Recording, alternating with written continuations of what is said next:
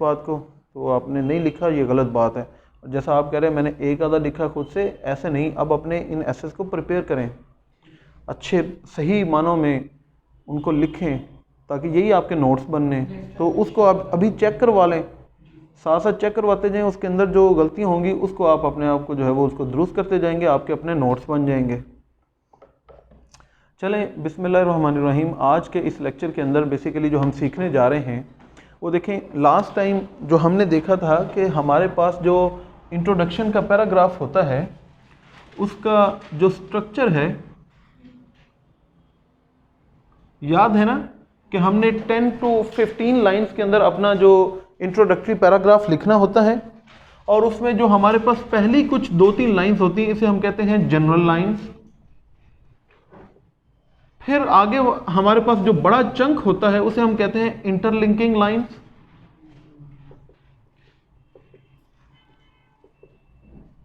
और एंड पे हमारे पास जो 1-2 लाइंस है उसे हम कहते हैं कि ये हमारे पास थीसिस स्टेटमेंट है। जो इंट्रोडक्टरी पैराग्राफ है इसका जो स्ट्रक्चर बनता है वो इसका स्ट्रक्चर ये बनता है, ऊपर से ब्रॉड होगा, ये जनरल स्टार्ट है, ऐसा ही है ना। और फिर हम इसे इंटरलिंक करते, यहां पर हम अपना जो थीसिस स्टेटमेंट है, जो स्पेसिफिक एंड है, वो हम अपना इसको जो है वो कनेक्ट कर देते हैं, यहां पर लिख देते हैं। और हमने देखा था कि अब हमने ये जो ऐसे शुरू करना है, जो जनरल लाइंस, जो पहला पैराग्राफ ऐसे का लिखना है वो कैसे लिखना है। इसके 2 तरीके होते हैं, एक इनडायरेक्ट मेथड और दूसरा होता है डायरेक्ट मेथड। और लास्ट क्लास के अंदर हमने जो इनडायरेक्ट मेथड है उसको हमने प्रैक्टिस भी किया था। इनडायरेक्ट मेथड का मतलब है कि आप किसी कोटेशन के साथ, किसी वर्स के साथ, किसी रेफरेंस के साथ, किसी स्टोरी के साथ, किसी आर्टिकल, जो भी कोई परवर्ब आपको आती है, कोई शेर आता है, कोई नज़म आती है, आप उसके साथ अपना ऐसे शुरू कर सकते हैं। फिर उसको आप नैरो डाउन करते, उसी पैराग्राफ के एंड पे आप अपना थीसिस स्टेटमेंट लिख देते हैं। ये हमने आप लोगों ने लिख के भी दिखाया था और अच्छा लिखा था। आज हम पहले शुरू में देखते हैं कि ये डायरेक्ट मेथड क्या है। आप ये काइंडली, मुझे एक पेन चाहिए, जरा पता करें डायरेक्ट मेथड क्या होता है। और डायरेक्ट मेथड से हम कोई भी अपना इंट्रोडक्टरी पैराग्राफ कैसे स्टार्ट कर सकते हैं। फॉर एग्जाम्पल देखिए,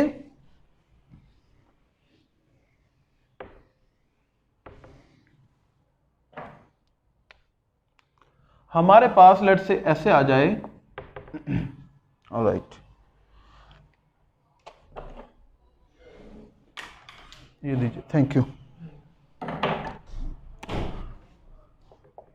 ये भी ठीक नहीं है, डल है बहुत।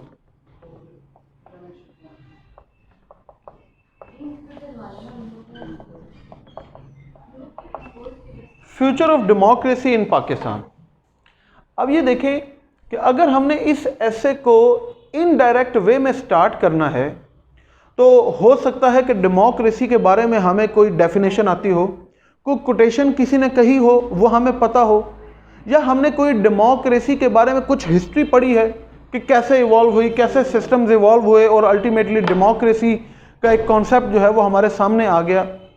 डायरेक्ट मेथड का मतलब क्या होता है कि डायरेक्ट मेथड में जो टॉपिक है हमारे पास, इस टॉपिक में से हम कोई भी कीवर्ड उठा सकते हैं, जैसे फ्यूचर, चाहे डेमोक्रेसी, चाहे पाकिस्तान।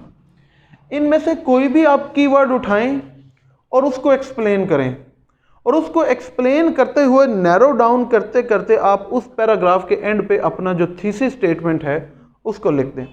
लेट्स से कि अब हम यहाँ पर अगर इसी को ही प्रैक्टिस करें तो हमारे पास पहला वर्ड क्या आ सकता है, जैसा कि फ्यूचर आ सकता है। तो हम क्या कह सकते हैं, हम ऐसे अपना इस तरह शुरू कर सकते हैं, future is important in the lives of the society.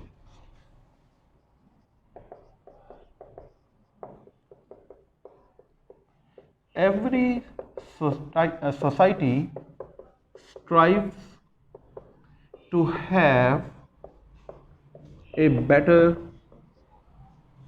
future. In fact,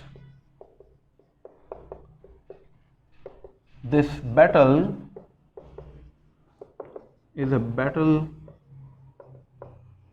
in which only the fittest survive. The nations या the societies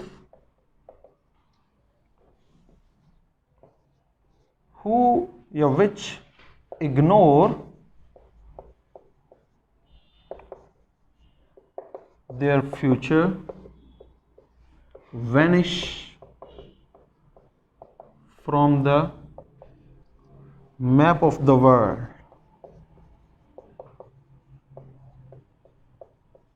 And history is replete with this fact. Considering this very fact,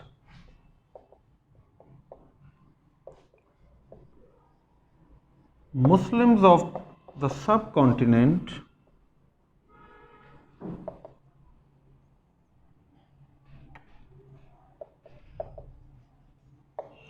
struggled for their future.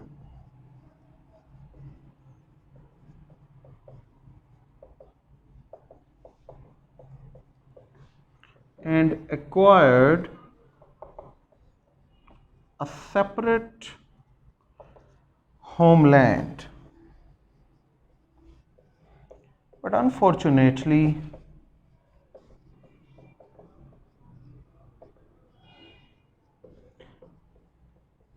Pakistan could not get a political system, could not get a strong,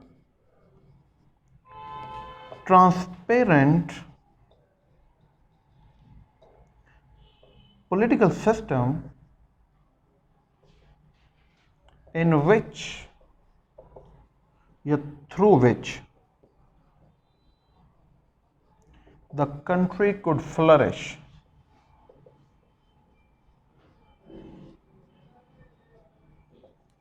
Full stop. The rampant poverty, rampant का मतलब होता है over reaching, आम, जो दूर तक फैली हुई, वाज़े, illiteracy and dwindling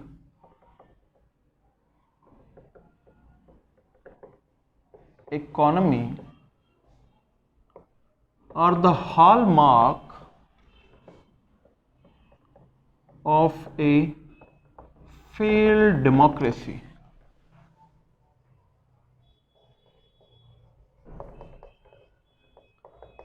Pakistan has them all. So we can safely say that future of democracy is not safe in Pakistan.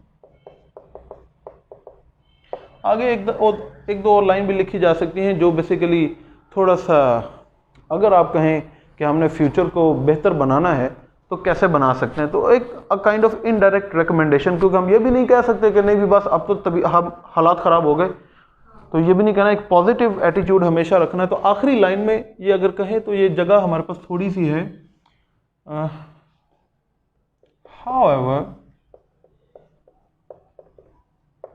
this gruesome outcome can be avoided if the state and the government take revolutionary steps to deal with such ill practices। बस इस तरह का कितनी line ये बन जाएंगी, late से 1 2 3 4 5 6 7 8 9 10 11 12 13 14, ये देखें कोई अराउंड 15 लाइन्स ही बनती हैं। तो दीज थिंग्स जो हैं, जैसे हमने कहा कि आइडियल लेंथ भी हमारी 10 से 15 लाइन्स के दरमियान होनी चाहिए। तो जब आप लिख रहे हो तो आपको कोई कॉन्शियस एफर्ट ना करनी पड़े कि मैंने कितना लिखना है। ये सिर्फ चीज़ें प्रैक्टिस से, कि जितनी ज़्यादा, अब आपके कहीं ना कहीं अनकॉन्शियस में पता है कि बस मुझे अपना इंट्रोडक्शन इतना ही रखना है, यहाँ पर अब मुझे वाइंड अप करना चाहिए, तो वो ऑटोमेटिकली आप जो है उस लेंथ पे जाकर अपने कंक्लूजन की तरफ जा रहे होते हैं। इसके अंदर अब देखें, ये है डायरेक्ट मेथड। डायरेक्ट मेथड में हमने क्या सीखा कि एक कीवर्ड हम अपने टॉपिक से उठाते हैं और उसको एक्सप्लेन करते हुए, अब यहाँ पर देखें सिंपल हमने एक जनरल स्टेटमेंट के फ्यूचर बड़ा अहम है। जो कौमें जो हैं वो मुस्तकबिल के बारे में नहीं सोचती, तबाह हो जाती हैं। तारीख जो है वो इस हकीकत से भरी पड़ी है।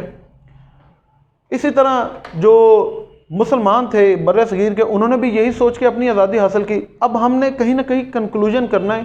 तो अनफॉर्चुनेटली आज के दौर में पाकिस्तान जो है वो एक ट्रांसपेरेंट स्ट्रॉन्ग, इस तरह के वर्ड्स इसलिए लिख रहा हूँ क्योंकि यही मेरा ऐसे है। जब मैं ये कह रहा हूँ कि future of democracy is not safe, तो फिर मुझे उस तरह के कीवर्ड्स यूज़ करने हैं जिसमें मुझे बताना होगा कि इश्यूज़ कहाँ पे हैं। तो इसीलिए नहीं सेफ क्योंकि इसका जो पॉलिटिकल सिस्टम है वो ख़राब है, ट्रांसपेरेंट नहीं है, स्ट्रॉन्ग नहीं है, और जिसकी वजह से कोई भी मुल्क फ्लरिश करता है वो हमें सिस्टम नहीं मिल सका।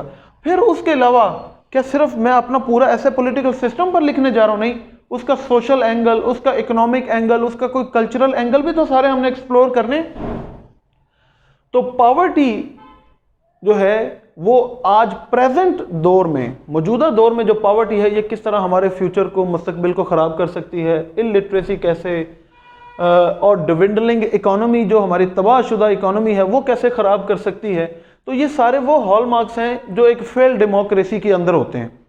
पाकिस्तान एज द मॉल, और पाकिस्तान के अंदर ये सारे ही वो बुनियादी जो जुज़्व हैं वो हमें नज़र आ रहे हैं। तो अब हमने एंड पे एक पॉजिटिव जेस्चर भी देना है कि इस वजह से मेरा ये मानना है कि ये सेफ़ नहीं है, लेकिन अगर इस ग्रूसम आउटकम से हमने अवॉइड करना है तो स्टेट एंड द गवर्नमेंट, यहाँ पर देखें there is a difference between state and the government. क्या डिफरेंस होता है स्टेट और गवर्नमेंट में? रियासत और हुकूमत। हुकूमत is something which is temporary, जो 5 साल के लिए आएगी। State is permanent. तो स्टेट के अंदर जो हमारे स्टेक होल्डर्स हैं, जो स्टेट के एलिमेंट्स हैं, वो परमानेंट होते हैं, जैसे अवाम है। इसी तरह जो ऐसे ताकतें, ऐसे इंस्टीट्यूशंस जो परमानेंट हैं, जिन्होंने लंबे अरसे तक चलना होता है। तो स्टेट भी इस चीज़ को रियलाइज़ करे और हर हुकूमत भी इस चीज़ को रियलाइज़ करे कि हमने रेवोल्यूशनरी स्टेप्स लेने हैं to cater to such ill practices. ये जो सारी चीज़ें, ये जो हॉल मार्क्स हैं जो हमारे अंदर हैं, इनको ख़त्म करने के लिए अगर हम रेवोल्यूशनरी स्टेप्स ले लें तो ये सब कुछ ख़त्म हो जाएगा और मुस्तकबिल ठीक हो जाएगा। नहीं तो हमारा मुस्तकबिल ठीक नहीं है। Future of democracy is not safe. ये इसी तरह अगर आपको ये वर्ड फ्यूचर अच्छा नहीं लग रहा, आप डेमोक्रेसी का वर्ड पकड़ें। डेमोक्रेसी को बताएं कि ये एक सिस्टम है जिसमें मेजॉरिटी की जो थिंकिंग है या मेजॉरिटी जो है वो रूल करती है। और भी दुनिया में बड़े ऐसे सिस्टम्स जो हैं वो आते रहे हैं, लेकिन ये एक बेहतरीन, बेस्ट पॉसिबल और अवेलेबल ऑप्शन हमारे पास दुनिया में ये है। लेकिन ये सिस्टम एक ही दिन में डेवलप नहीं हुआ, ये किसी इंसान की इन्वेंशन नहीं है, बल्कि it took years to realise कि हमें किस तरह का एक सिस्टम चाहिए जिसके अंदर जो है वो इनकलकेट कर सके हम मैक्सिमम नंबर ऑफ पीपल को। तो डेमोक्रेसी इस तरह जो है एक एवोल्यूशनरी प्रोसेस के ज़रिए इंसान तक जो है वो पहुंची है। तो जब इसके पीछे इतनी जद्दोजहद है तो इसे हमें जो है वो फिर इसको सीरियसली लेना चाहिए। तो इस तरह हम फिर कहेंगे कि पाकिस्तान के अंदर जो एक शैम सो कॉल्ड या ट्रू डेमोक्रेसी, जो भी हमारा जो डेमोक्रेसी है वो किन वजूहात, आगे फिर वही कहानी आ जाएगी ये वाली कि ये सारी वजूहात है जिसकी वजह से हमें पाकिस्तान के अंदर डेमोक्रेसी का फ्यूचर जो है वो सेफ नज़र नहीं आ रहा। अगर आपको लगता है सेफ है तो आप ऑफ कोर्स अदर ओपिनियन जो है वो ले सकते हैं। अगर आपको ये भी अच्छा नहीं लग रहा, आप पाकिस्तान से रिलेटेड कि पाकिस्तान जो है उसकी थोड़ी सी हिस्ट्री कि कब जो है वो मैप ऑफ द वर्ल्ड के ऊपर जो है ये सामने आया, पाकिस्तान बनाने का मकसद क्या था, इसके पीछे जो जदोजहद थी वो क्यों की गई, और फिर उसके बाद कोई ना कोई कोटेशन साथ चाहे ऐड कर दे बीच में कि कायदे आज़म जो है वो कैसा सिस्टम चाहते थे, अल्लामा इकबाल ने क्या ख्वाब देखा था, सर सैयद ने क्या ख्वाब देखा था, मौलाना मोहम्मद अली जोहर का क्या ख्वाब था। तो वो सारे ख्वाब जो है वो आज हमें चकनाचूर होते नज़र आ रहे हैं, क्योंकि मौजूदा दौर के अंदर ये इन अ डेकेड और टू हमारा जो निज़ाम डिसरप्ट हुआ है और हमारे जो वीक इंस्टीट्यूशंस हैं उसकी वजह से हमें डेमोक्रेसी जो है वो उसका फ्यूचर सेफ नज़र नहीं आ रहा। तो अब आपने पाकिस्तान से जो है वो डेमोक्रेसी का सिस्टम जोड़ दिया। तो this is how we proceed in the direct method. तो इनडायरेक्ट मेथड की निस्बत जो डायरेक्ट वे है इंट्रोडक्शन लिखने का, ये आसान है। क्यों आसान है? क्योंकि इसमें हमारे पास एक कॉन्सेप्ट ज़हन में आ जाता है।